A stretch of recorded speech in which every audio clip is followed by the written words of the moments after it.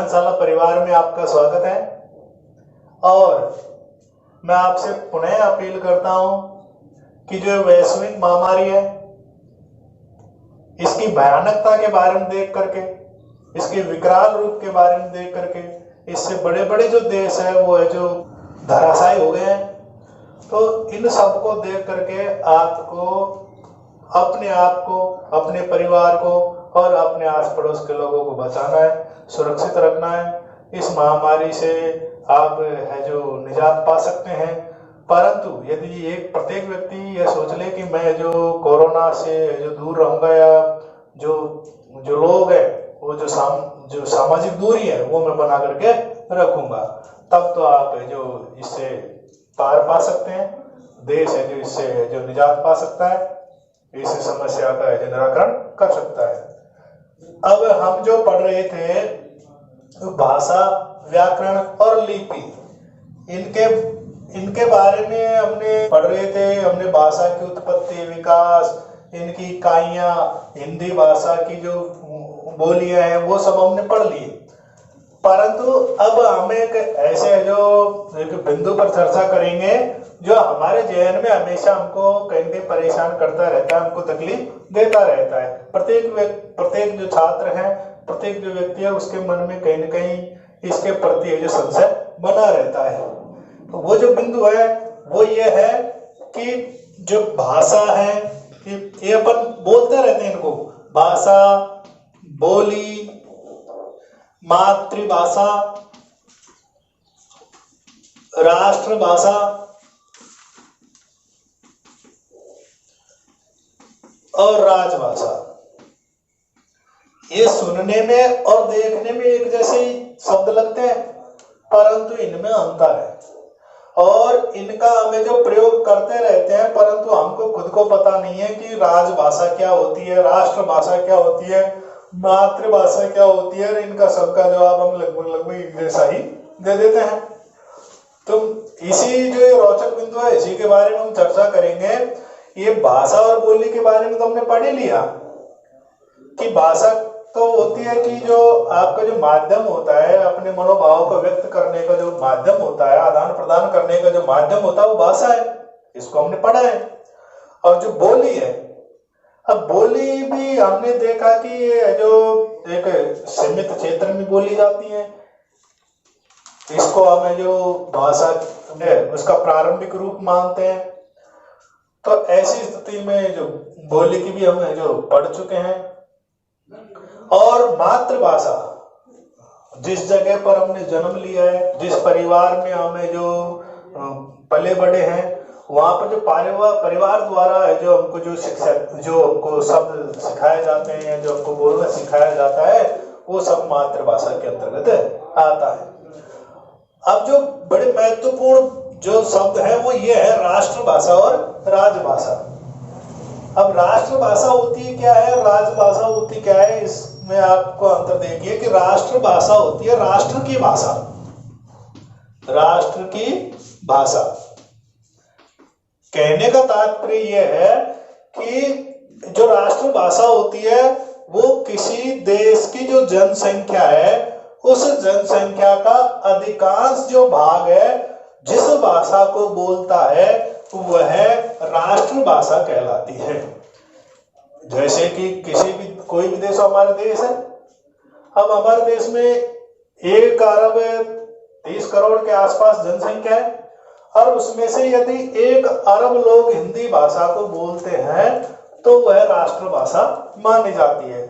यानी कि यह है जो अपनी संस्कृति, अपनी कला, अपनी जो सांस्कृतिक जो कार्यक्रम है, अपनी जो सभ्यता है, अपने जो आचार विचार है, अपने जो शिष्टाचार है, इनके द्वारा हम जो व्यक्त कर पाते हैं। जबकि जो राजभाषा होती है वह राजभाषा होती है संवैधानिक भाषा। संवैधानिक भाषा यानी कि राजभाषा का जिक्र आपके संविधान में होता है, और इस राजभाषा के माध्यम से इसका उपयोग हम सरकारी तंत्र में करते हैं, चाहे वो आपके कोर्ट वगैरह हो, हाई कोर्ट, सुप्रीम कोर्ट हो, जो भी है, आपके जितने भी सरकारी कार्यालय है सभी में राजभाषा का प्रयोग अनिवार्य है, क्योंकि इस राजभाषा का जिक्र है जो हमारे संविधान में किया गया है। तो इसलिए अब ये जरूरी नहीं है कि ये बहुत ज्यादा बड़े क्षेत्र में बोली जाए, परंतु प्राय जो भाषा ज्यादा क्षेत्र में बोली जाती है उसी को भी राजभाषा का दर्जा मिलता है। तो अगर हम राष्ट्रभाषा की बात करें तो राष्ट्रभाषा आपके जो हिंदी है, कौन सी है? हिंदी। और इसको भारत के ज्यादातर जो भाषाभाषी, जो हिंदी भाषाभाषी लोग हैं वो ज्यादा बोलते हैं, इनका प्रयोग ज्यादा करते हैं, इनको बोलने वाले लोगों की संख्या ज्यादा है। और जो हिंदी है वो संवैधानिक भाषा है। हमारे अगर राजभाषा के बारे में बात करें तो हिंदी संवैधानिक भाषा है। इसका संविधान में जिक्र किया गया है कि भारत एक राष्ट्र है और उसकी राजभाषा हिंदी होगी, ऐसा हमारे संविधान में लिखा गया है। जितने भी सरकारी तंत्र है, जितने भी सरकारी कार्यालय है, उनमें सब में राजभाषा का प्रयोग किया जाता है। तो हमारी राष्ट्रभाषा भी हिंदी है, कारण इसको बोलने वाले, उपयोग में लेने वाले बहुत ज्यादा है। इस भाषा में लोग बाग सहज तरीके से अपने आचार विचार, अपनी कला, संस्कृति, सभ्यता, जितने भी जो व्यवहारिक जो बातें हैं वो है जो इसके माध्यम से एक दूसरे को शेयर करते हैं, एक दूसरे को है जो अपने मनोभाव बताते हैं। और राजभाषा संविधान में दर्ज है और इसका हम उपयोग करते हैं। हमारे जो ज्यादातर जो सरकारी तंत्र है उनमें इसी का प्रयोग किया जाता है। तो इस तरह भाषा, बोली, मातृभाषा, राष्ट्रभाषा और राजभाषा, इनके बारे में हमने चर्चा की है। अब हम जो राजभाषा है हिंदी, इसको हमने कब अपनाया इसके बारे में हम चर्चा करते हैं कि हमारी राजभाषा हिंदी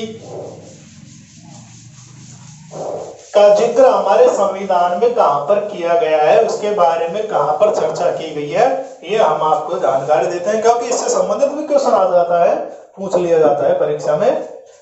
तो अगर आप बात करें हमारे संविधान में जो हमारी राजभाषा है हिंदी, उसका जिक्र कहां पर किया गया है, तो आप जब हमारे संविधान की अनुसूची 8 देखेंगे उसमें भाषा के बारे में चर्चा की गई है।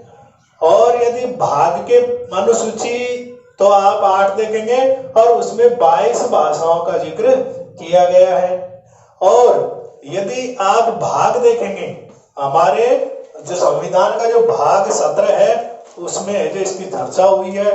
और यदि अनुच्छेद के बारे में बात करें, बोले तो आर्टिकल के बारे में यदि आप चर्चा करें तो 343 से लेकर के 351 तक है हमारी जो राजभाषा है उसके बारे में जिक्र किया गया है, उसके बारे में वर्णन किया गया है कि इसको हम है जो इस राजभाषा जो हिंदी है तो उसका हम उपयोग करेंगे। हमारे जो सरकारी तंत्र है, हमारे जो सरकारी कार्यालय है, यहाँ तक कि ज्यादातर जो कार्यकारी क्षेत्र हैं उनमें सब में हिंदी भाषा का ही, हिंदी राजभाषा का ही प्रयोग किया जाता है। तो हमारे संविधान में कहां पर चर्चा की गई है इसकी? हमारे संविधान में कहां पर चर्चा की गई है? ये आपके जो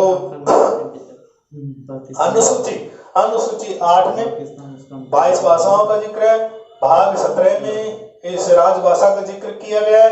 यदि अनुच्छेद की बात करें तो 343 से लेकर के 351 तक है जो राजभाषा हिंदी के है जो उपयोगिता, उपयोग या उसकी आवश्यकता, इनके बारे में बताया गया है। और राजभाषा हिंदी को हमने कब अपनाया, हमारे देश ने कब अपनाया, उसका भी हम यहाँ पर बताते हैं। देखिए कि जो हमारी जो राजभाषा हिंदी है उसको 14 सितंबर 1949 को हमने आत्मसात किया है। हमने इस भाषा को स्वीकार किया है कि हमारी जो राजभाषा होगी वो 14 सितंबर 1949 से हिंदी होगी। इसको हमने अपनाया गया है। एक जानकारी मैं आपको दे दूं, सरकारी कार्यालयों में हिंदी राजभाषा के साथ साथ अंग्रेजी को भी है जो अनिवार्यता दे रखी है कि अंग्रेजी का भी आप है जो प्रयोग कर सकते हैं। वो समय दर समय उसको बढ़ाते जाते हैं। शुरुआत में अंग्रेजी को 10 वर्ष के लिए जो किया था, परंतु वो अभी भी उसको बढ़ा दिया गया है। इस तरह हम है जो हमारी राजभाषा के बारे में हमने जानकारी ली। अब जो आपके जो बिंदु आता है कि जो राजभाषा हिंदी है हमारी, उसने आपके जो शब्द भंडार है, हिंदी जो राजभाषा है उसके जो शब्द भंडार है वो कैसे है, जो शब्द भंडार निर्मित हुआ, शब्द भंडार का निर्माण कैसे हुआ, इस सब की जानकारी हम लेते हैं।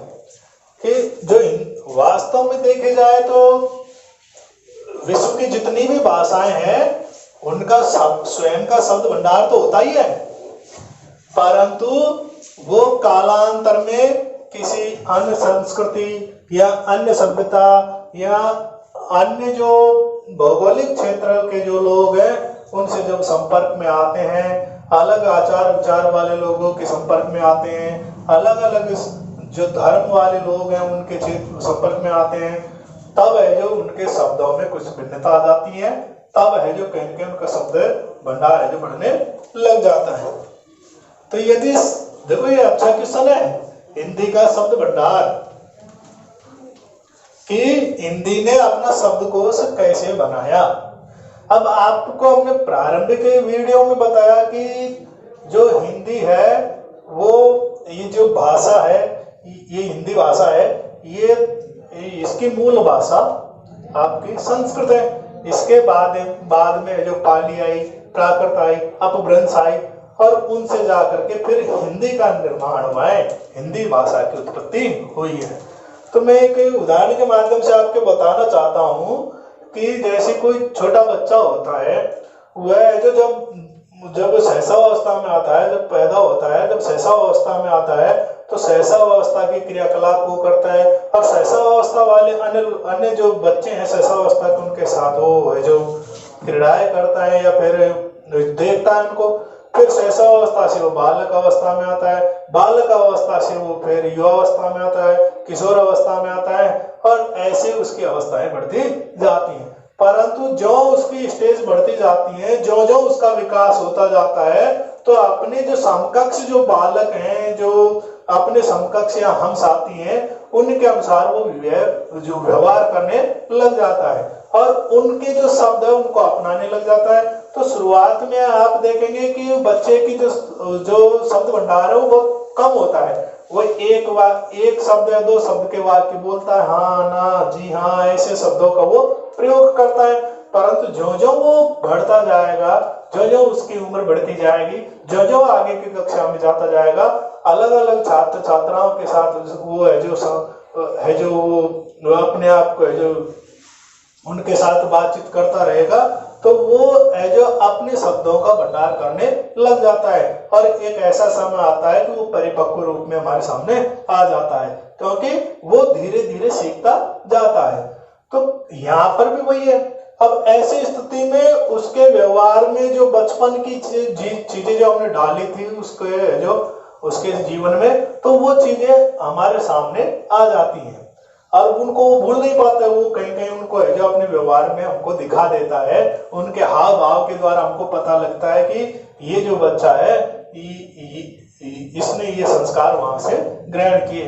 कई बार हम ऐसे भी देख लेते हैं कि वो जो परिवार है, हम कई बार बच्चे को देख करके या किसी योग को देख करके कह देते हैं कि यार ये बच्चा तो अपने माता पिता पर गया है, अपने जो मामा जी पर गया है। ऐसा क्यों? क्योंकि अपने परिवार से या जिस माहौल में वो ढला है, जिस माहौल में वो रहा है, वो जो वहाँ के जो गुण है वो उसने ग्रहण किए हैं। तो ऐसी स्थिति में स्वाभाविक है कि वो अपने माता पिताओं पे जाएगा, क्योंकि वो अपने माता पिताओं की संतान है। यह हो सकता है कहीं कहीं अपने मामा जी इनसे जो दादा दादी इनके भी जो आचार विचार है उनके गुण भी वो ग्रहण कर लेता है, तो वो उनके लक्षण है, उनके हाव भाव है, उनके से ही दिखाई देने लगते हैं। तो कई बार हम जो यार बात करने से लगता है कि अपने पिताजी पर गया है, हम कह भी देते हैं कि यार ये तो उन पर ही गया है। तो ठीक वैसे ही जो हिंदी भाषा है, इसने भी अपना शब्द भंडार खुद का तो है ही, परंतु इसने जो अपना जो विकास किया है वो बहुत लंबे समय में जाकर के किया है। जैसे एक बच्चा है जो जब परिपक्व होता है तब से लेकर शैशवावस्था से परिपक्व अवस्था तक जब वो जाता है तब वहाँ वो जो इतना लंबा सफर तय करता है तो उसको जीवन में बहुत घटक है जो पार करने पड़ते हैं और उन घटकों से वो कुछ न कुछ सीखता रहता है। तो ठीक यहाँ पर भी वैसा ही है कि आप देखेंगे कि हमने आपको शुरुआत में बताया था कि जो संस्कृत भाषा है वो हमारी हिंदी भाषा की जननी है, मूल है। तो जो पहले तो संस्कृत आती है इसमें। अब संस्कृत के बाद में हमने बताया कि ये है जो पाली भाषा का निर्माण होता है इससे हमने जो,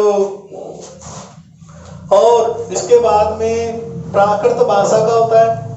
प्राकृत भाषा के बाद में इसके जो रूप में परिवर्तन होता है तो अपभ्रंश भाषा आती है। कौन सी भाषा आती है? अपभ्रंश, हमने पिछले वीडियो में पढ़ा है। और इसके बाद में आपके सौर सैनी आती है जो अपभ्रंश का ही एक रूप है, परंतु आप हिंदी लिख लीजिए।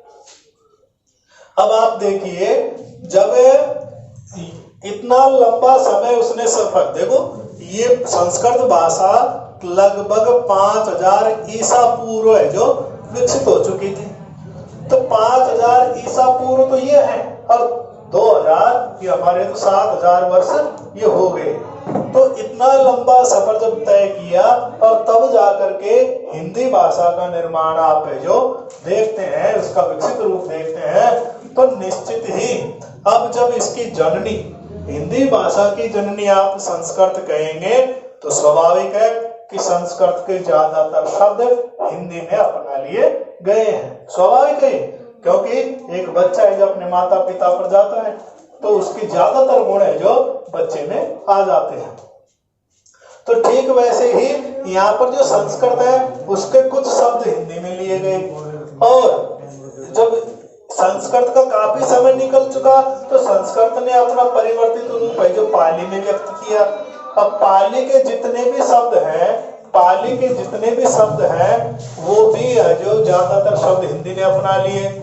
इसके बाद में जो प्राकृत के शब्द हैं जब इसका है जो टूटा फूटा रूप कहीं आता है तो प्राकृत में आता है, कालांतर में धीरे धीरे परिवर्तन होता है और जब उसके रूप में परिवर्तन हुआ क्योंकि लोग बाग अपनी सहूलियत के हिसाब से जो शब्दों को बोलने लग जाते हैं, जो आसान होते हैं सरल होते हैं उनका उपयोग ज्यादातर करते हैं और जो कठिन होते हैं जटिल होते हैं बोलने में उनको परेशानी आती है उनको वो छोड़ देते हैं।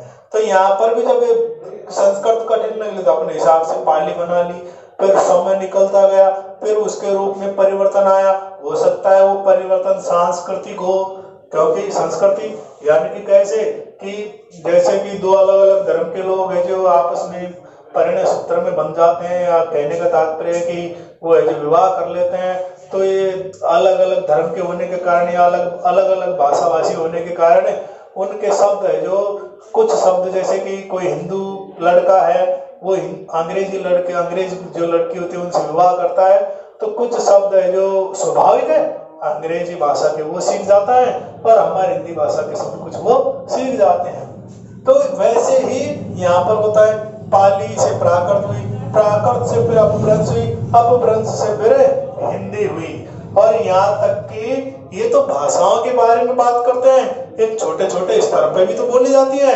जनपदीय भाषा। जनपदी बोलते हैं, जिले बोलते हैं उनको जनपदी भाषा यानी कि छोटे क्षेत्र में बोले जाने वाली भाषा। और यहाँ तक कि जो विदेशी भाषाएं होती हैं जैसे कि अरबी आदि जो भाषाएं फारसी इनका भी है जो कहीं कहीं जिक्र हिंदी में होता है, इनका भी है जो शब्द हमने इसमें लिया है हिंदी में लिया है। तो इतनी सारी जो संस्कृत पाली प्राकृत अपभ्रंश जनपदी और अरबी इन्हीं सभी भाषाओं से कुछ न कुछ शब्द हिंदी ने अपनाए हैं। और वो है जो कारण क्या हो सकता है ये हमने फिर बताया, ये तो इनकी मातृभाषा है तो ये यानी कि संस्कृत मातृभाषा है, इनकी जन्म देने वाली भाषा है हिंदी को, तो बाकी नहीं का रूप है तो इनके जो ये सदस्य इनके ये पारिवारिक सदस्य हिंदी के तो इनके से स्वाभाविक है इनका सा है जो रूप हमारे सामने आएगा, अलग तो आएगा नहीं। तो इस तरह हिंदी ने कई जो शब्द है वो इन भाषाओं से भी ग्रहण किए गए हैं, जनपदी बोलियों से भी ग्रहण किए गए हैं, अरबी जो विदेशी भाषा है उनसे भी ग्रहण इन्होंने किए, तब जाकर के शब्द भंडार हुआ है किसका, शब्दकोश बना है हिंदी का, और इसने खूब विकसित रूप धारण कर लिया है। तो इस तरह हिंदी भाषा का शब्द भंडार का विकास हुआ है। अब हम देखते हैं कि इसके बाद में अगला वीडियो में हम बताएंगे व्याकरण के बारे में। व्याकरण कहते किसे हैं, व्याकरण की जो आपकी आवश्यकता क्यों पड़ी, और व्याकरण के प्रमुख अंग, इनके बारे में भाग, उनके बारे में अगले वीडियो में चर्चा करेंगे। तब तक आप जो इनके ज्यादा से ज्यादा इनका अध्ययन करें, और यदि आपको इनमें कोई परेशानी है तो आप हमें कमेंट के जरिए हमको आप बता सकते हैं। धन्यवाद।